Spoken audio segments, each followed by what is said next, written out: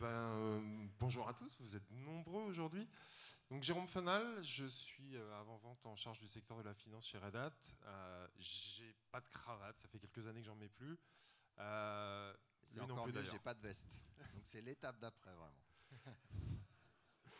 Alors justement, l'étape d'après,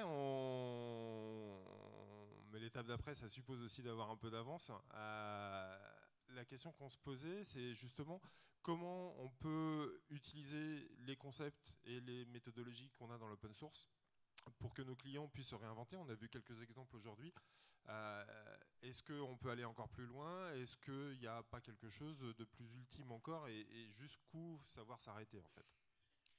Ouais, donc moi je m'appelle Emmanuel Bernard, ça fait 15 ans que je contribue activement à l'open source, 11 ans où la plupart de mon code est open source, donc historiquement sur Hibernate, et maintenant je suis l'architecte plateforme sur un peu tout ce qui est donné au niveau du middleware. Et bon, donc je continue évidemment à beaucoup travailler dans les communautés. Et c'est marrant parce que donc, il y a 15 ans, c'était un peu le tout début de Agile, il y avait cette notion de XP, même le Rational Unified Process, je sais pas si certains ont testé ça. Et en fait, on faisait déjà de l'agile avant qu'il y ait un nom dessus. On faisait déjà des choses réactives avant qu'il y ait un nom dessus. On avait déjà des équipes relativement petites avant qu'on se dise, ah bah tiens, des équipes petites, finalement, c'est quand même assez dynamique. Et donc, au niveau d'un projet open source, ce qui se passe, c'est que, enfin, en tout cas, je pense ceux qui ont du succès, ce qui est important, c'est d'avoir une mission. Et donc, ils ont tous une mission. Ils sauvent le monde. Alors d'une manière précise, carrément. Ils sauvent le monde d'une manière précise. Et ce qu'ils ne savent pas, c'est comment on y va. Et donc c'est là où ils sont obligés d'expérimenter énormément avec les gens qui utilisent les solutions, le projet.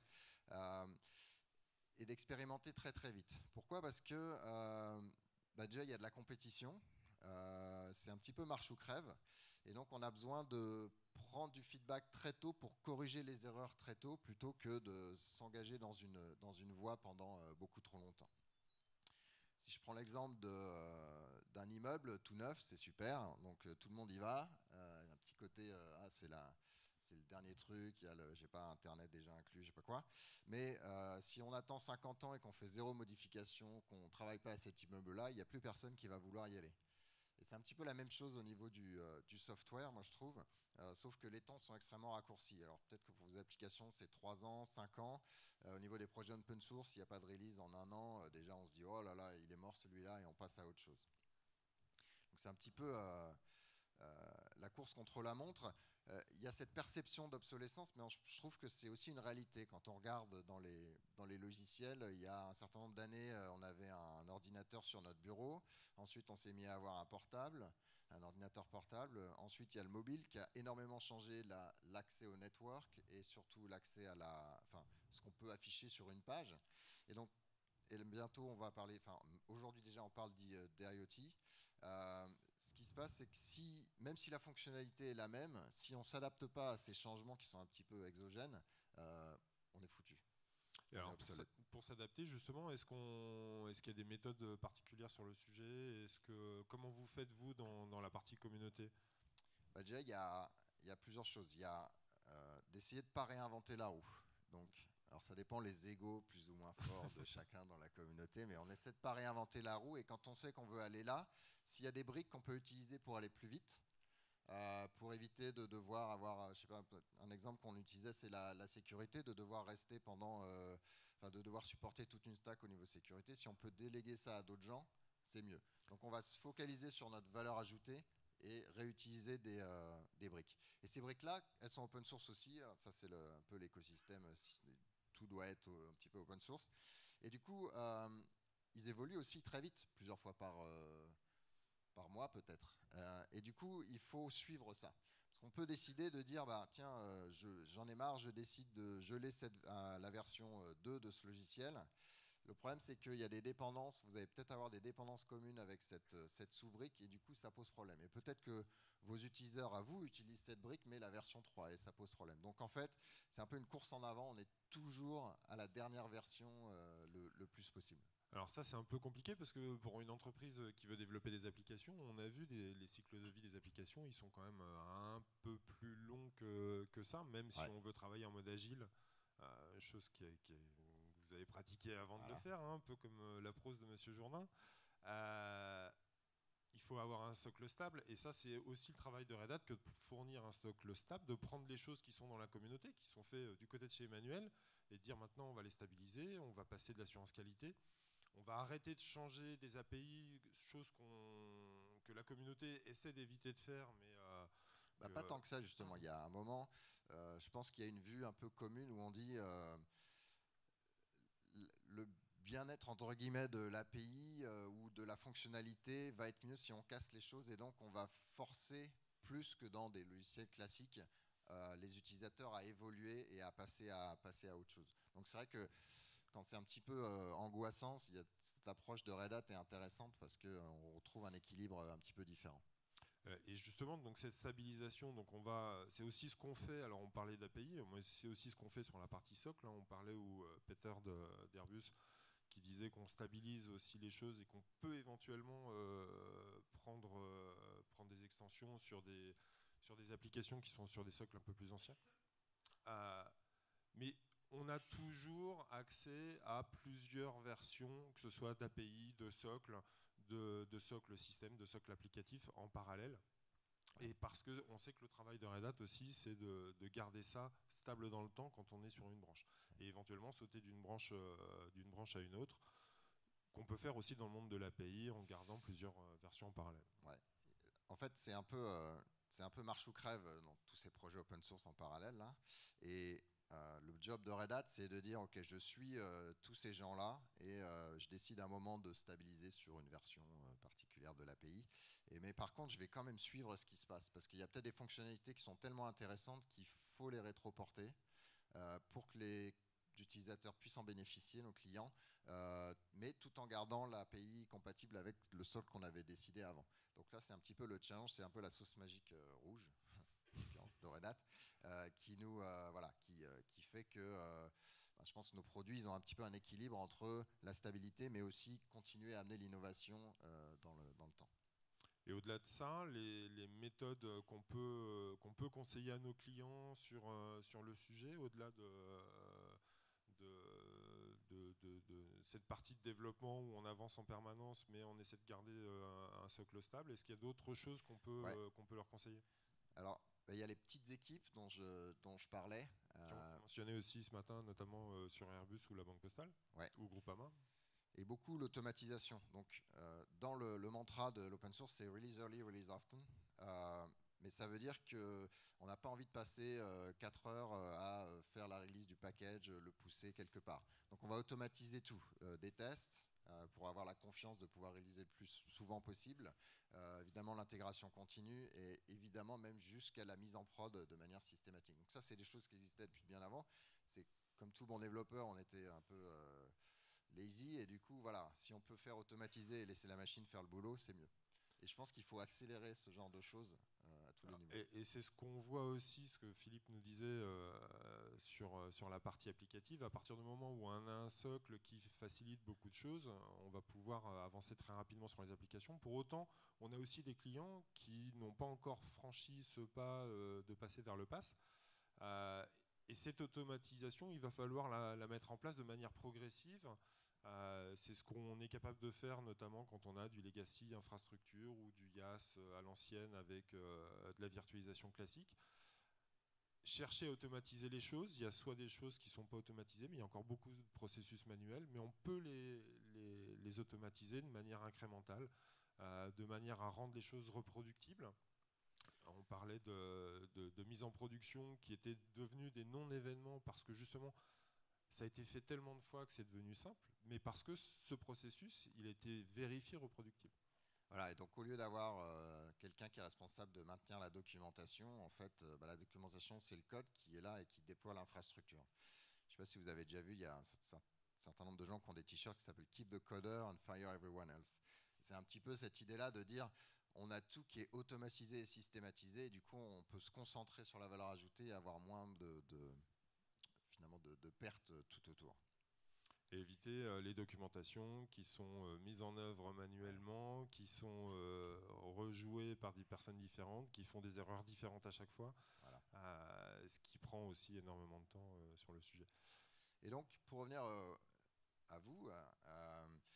Je pense qu'il faut embrasser cette réinvention, il faut embrasser le changement. On en a déjà beaucoup parlé depuis ce matin. Et une approche qui est intéressante, c'est de changer de mentalité entre je développe une nouvelle application, plutôt je suis en train de travailler par fonctionnalité. On a vu Airbus, c'était un bon exemple où ils savent qu'ils ont des développeurs qui sont très, ils sont déjà une étape en avant, ils ont envie d'expérimenter, de tester des choses. Et il y a d'autres typologies de développeurs qui sont plutôt, bah non, je préfère peaufiner les choses, stabiliser, etc. Et donc prenez cette première catégorie de gens et laissez-les expérimenter. Alors, ne les laissez pas expérimenter sur 100% de vos clients, mais il faut trouver un petit moyen pour qu'ils puissent expérimenter, tester des choses, que vous établissiez un retour, une boucle de feedback avec votre client, pour après décider, bah oui, cette fonctionnalité, elle est intéressante, on va faire du rétroportage, ou alors sur le socle principal utilisé par tous nos clients, ou alors non, elle n'est pas très utilisée, on va l'oublier, ça n'a pas d'intérêt en termes de valeur. Moins d'intérêt. Mais ça suppose que tout le monde travaille de concert, hein, et qu'on casse les silos habituels, les gens du réseau, les gens du stockage, les gens qui sont en charge de la virtualisation, qui ne sont pas les mêmes que ceux du serveur. Ouais. Il faut... Après, tu as cette fameuse approche DevOps qui essaie de dire, voilà, on va casser ces silos verticaux et plutôt... en fait, dans un projet open source, quand j'y réfléchissais, les gens ils sont passionnés. Il y en a qui travaillent juste la nuit pour faire avancer la cause. Donc, c'est des gens qui sont extrêmement motivés. Et donc, ce qu'on voyait dans la présentation d'avant, c'est d'essayer de trouver la motivation. Et donc, travailler sur des équipes qui ont le bébé de bout en bout, ça permet d'amener de la motivation et d'amener de la responsabilisation. Et aussi de faire en sorte que les gens sont sur le pont le jour où ça pète, parce que ça peut arriver. Voilà, donc ils ne partent pas tous en vacances en même temps. Mais est-ce que ces équipes-là, si elles maîtrisent tout de bout en bout, on risque pas de recréer des silos plutôt horizontaux sur des fonctionnalités que les Moi, je silos pense que verticaux? c'est le prochain défi. On parle beaucoup de microservices. Alors après, ça ne veut pas dire un microservice, une équipe, mais en général, il y en a quand même non pas des milliers de microservices par équipe.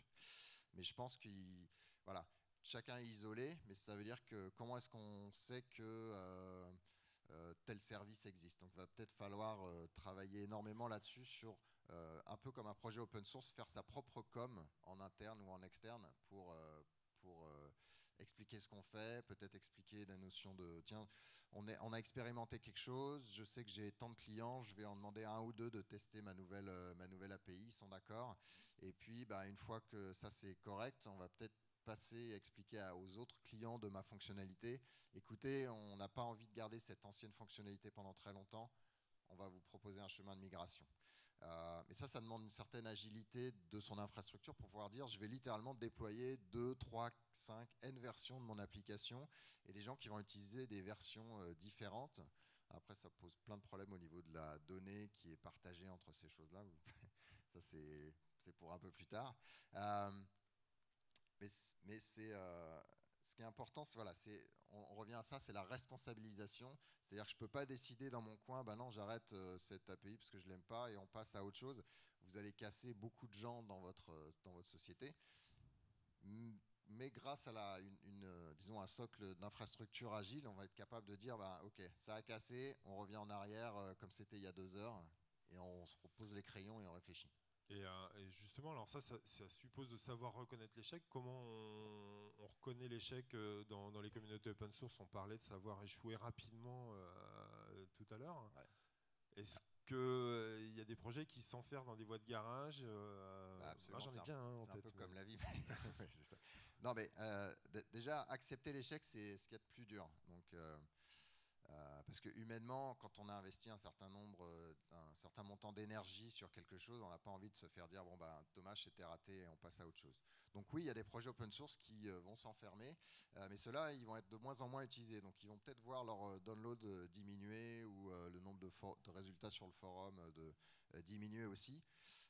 Ils peuvent décider de ne pas faire le virage, c'est un choix, mais à ce moment-là, les gens vont plutôt se porter sur l'autre. Et c'est là où c'est intéressant l'expérimentation et l'approche à 2 niveaux de Red Hat qui peut être utilisée par les clients. C'est j'ai ces nouvelles fonctionnalités, j'en ai plusieurs en parallèle, mais je vais pouvoir miser sur le bon cheval et rétroporter les choses. Mais ce qui est important, c'est le retour. Donc dans la communauté open source, par définition, tout étant ouvert, on a littéralement un forum et on interagit avec les gens. Donc ça, c'est idéal. Pour vous, ça va peut-être être plus difficile. Peut-être que vous êtes capable de dire, on va proposer à 1%, 1 pour 1000 de mes clients, de vos clients, on essaye des choses, est-ce que vous voulez être un peu notre partenaire d'expérimentation et d'avoir un peu une interaction beaucoup plus active qu'avec le reste de vos clients. Ça, c'est peut-être une approche qui marche. Et l'autre, c'est une approche de style A/B testing. Donc, on expérimente sur un petit nombre de gens sans qu'ils le sachent vraiment. On mesure, et c'est extrêmement important, on voit ce qui passe bien, ce qui passe moins bien, et à ce moment-là, on déploie de manière un peu plus majoritaire versus minoritaire. Et ça se voit dans l'open source, mais pas de cette façon-là. C'est plutôt, on a une nouvelle version, déjà on a des alpha, bêta, etc. Donc on a des gens qui vont tester ces nouvelles fonctionnalités, voir si c'est intéressant ou pas. Et puis aussi on voit le nombre de downloads. Des fois on se dit tiens c'est marrant, cette version elle est extrêmement populaire et les versions d'après un peu moins. Donc là, ça ne veut pas forcément dire qu'on a pris un mauvais virage, mais c'est un indicateur intéressant. Et justement, la partie A/B testing, c'est rigolo parce que ça, dans OpenShift, c'est une des nouvelles fonctionnalités qui est arrivée, la partie bleu-green qu'on est capable d'utiliser. Et puis, bon, ça fait partie de l'agilité. On a vu que certains de vous êtes assez en avance là-dessus, d'autres un peu moins. Mais la réévaluation permanente avec cette idée de backlog de choses que j'ai à faire, d'évaluation avec mes métriques, c'est de dire, bon, ben, ça finalement, c'était pas si critique. Je pensais que c'était une super fonctionnalité, personne n'utilise. Bon, bah, faut faire sortir un peu l'ego des équipes. Ce qui marche si vous continuez à toujours expérimenter, essayer plein de choses, et que bah, s'il y a 10% qui réussit, bah, c'est super. Tant qu'il y a au moins un peu de réussite, en gros en proportion par équipe, ça se passe plutôt bien. Et c'est aussi l'ego qui fait avancer les équipes et qui les motive à maintenir leur projet, leur fonctionnalité en vie de bout en bout. Ouais. Et un autre truc, tu as commencé un peu à parler de l'infrastructure, mais c'est vrai que bah, nous, par exemple, dans les projets qu'on utilise, on utilise Ansible pour automatiser notre intégration continue. Pour les gens qui ont OpenShift ou quelque chose comme ça, ce qui est assez intéressant, c'est que, c'est un socle qui permet de faire de l'agilité, d'être extrêmement réactif, mais qui est stable. Qui vous offre de la valeur ajoutée peut-être avec du middleware, des choses comme ça, mais qui garde les portes ouvertes grâce aux containers pour dire bah non, il y a quelque chose de plus que je veux rajouter que Red Hat n'offre pas, c'est pas grave, on l'intègre et on peut continuer à expérimenter tout en étant rassuré sur ce qu'il y a en dessous. Donc on peut faire le funambule au niveau business sans s'appuyer sur du sable ou voilà, des choses.